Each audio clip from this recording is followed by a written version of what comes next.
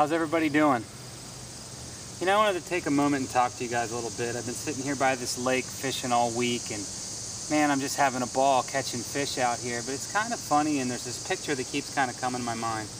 We talk a lot about spiritual warfare, don't we? And this idea that we're in this battle, and it's like us versus Satan, and all this stuff's going on. But have you ever really stopped and thought about that battle and what it's all about? You see, the battle has actually already been won.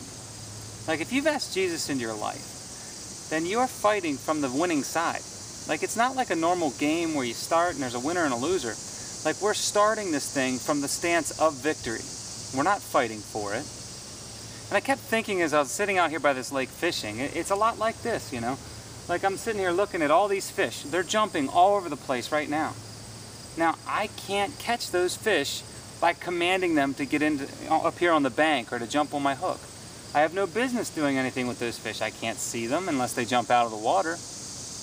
All I can do is bait up hooks, throw it out there into that lake, and see what happens. That's a lot like what our enemy does to us. He'll take little ideas and lust and lies, and he'll bait up hooks. He'll take pornography and lust, and he baits up his hooks. And he casts them out into the lake of us people. And then all I can do, sit and wait and see what happens. You're fighting a defeated opponent. Did you ever think about that? Now, that doesn't mean that life is necessarily easier, but what it does mean is that in the end, you have to choose to allow Satan into your life. You have to choose to make good decisions or bad, and it's not always easy. Paul will tell you how many times, you know, he tries to do what is right, but he continues to do what is wrong. It's not easy, but that's all the enemy can do. And I wanted to just take a moment today and have you think about that. So if you're walking through life in this funk that says, you know, I'm just beat down, the enemy's all over me, well, if you've allowed and asked Jesus into your life and you put him first in your life, then you're fighting a defeated opponent.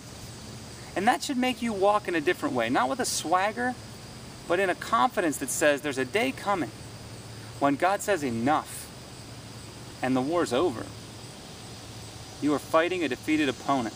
All he can do is bait up hooks of lust, of pornography, of drugs and alcohol, and he just throws them out into the lake.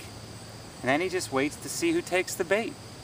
A lot like me sitting here jerking catfish out of this beautiful lake. And I want you guys to think about that. You are fighting a defeated opponent. And the sooner you recognize that, is maybe the sooner we start to walk in a different freedom and start to live in that life to the full that Jesus talked about. I love you guys. I'll talk to you later.